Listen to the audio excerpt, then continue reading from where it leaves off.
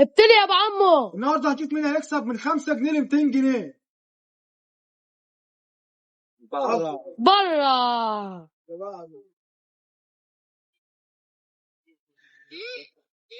خسرانة. سيادتك هيجيب هوا ايه؟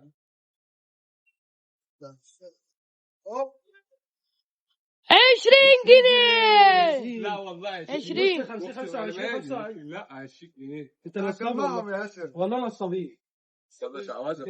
انا بقى يا جدعان انا فهمت اللعبه دي ماشيه ازاي. هيخش على 200 على طول، هيمسك ال 200 على طول. عدت ماشي صح. يا فقير يا ابن الفقراء. 10 جنيه 5 جنيه. لا لا لا ولا 5 جنيه حتى. بص بقى انا كلب فلوس. 50 اهي. 50 والله 50 اهي. 50. خش شغل. يا جدعان في اللعبه دي انا كنت هجيب 200 جنيه يا جدعان. انا كنت هجيب 200 جنيه كده حرام. 10 جنيه 5 لا 10 رجعت انا 10. هي ما فيش 10 و5 يبقى انا خدت ال 10. لا ما وقفتش عليها. زعلان منه. لا هو يا سيف 5 جندي. سبحان الله الحمد لله.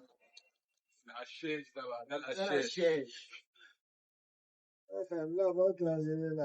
بس اسكت. لا ايه ده؟ 50 جنيه. انا مش عارف انا ما وقفتش معايا ال 200 جنيه ليه. اللي بعده. خش يا شقاوة. يلا يا جدعان 200 جنيه بسم الله الرحمن الرحيم. هوب هوب هوب هوب هوب. يا جدعان الهوا ده عامل شغل معايا. اشمعنى مش عامل شغل معايا؟ بس ثانية كده اتوقعوا مين في الكومنتات اللي هيكسب ال 200 جنيه.